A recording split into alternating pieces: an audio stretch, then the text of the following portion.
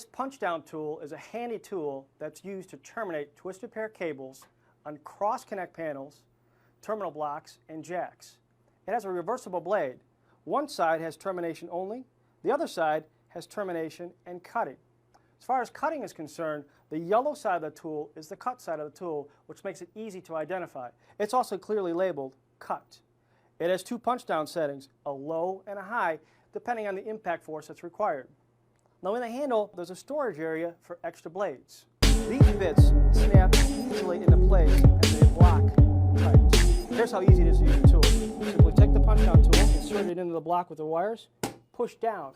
Once you hear that click, you know you're done.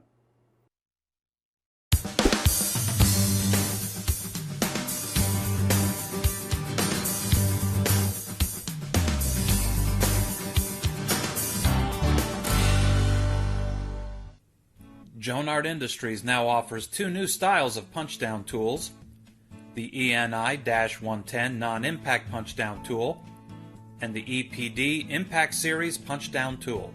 The ENI-110 non-impact punch-down tool is designed for use on 110 terminal blocks and is the perfect tool for those do-it-yourself small jobs. Note the convenient size and the fact that it fits neatly in the palm of your hand and can be used with or without the cutter.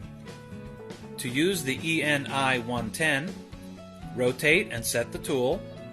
Note the simplicity of the design. Just a simple flip allows you to use the blade with the cutter or just flip to the no-cut position. Place your wire in the terminal block where you're looking to make the connection.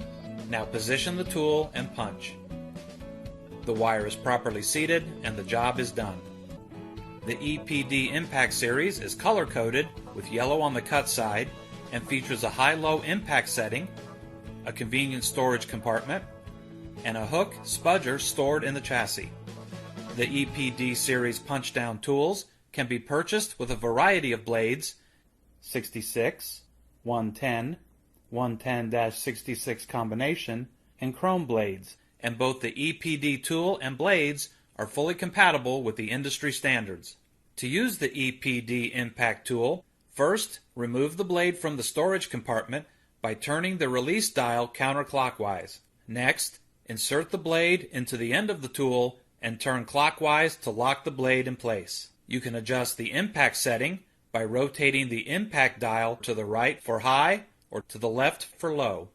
Next, place your wire in the terminal block where you're looking to make the connection, position the tool, and punch. The wire is properly seated and the job is done. If you're interested in buying one of these products, links to all the products mentioned in this video are in the description down below. If you like and found this video helpful, don't forget to give a like, comment and subscribe. Thank you for watching.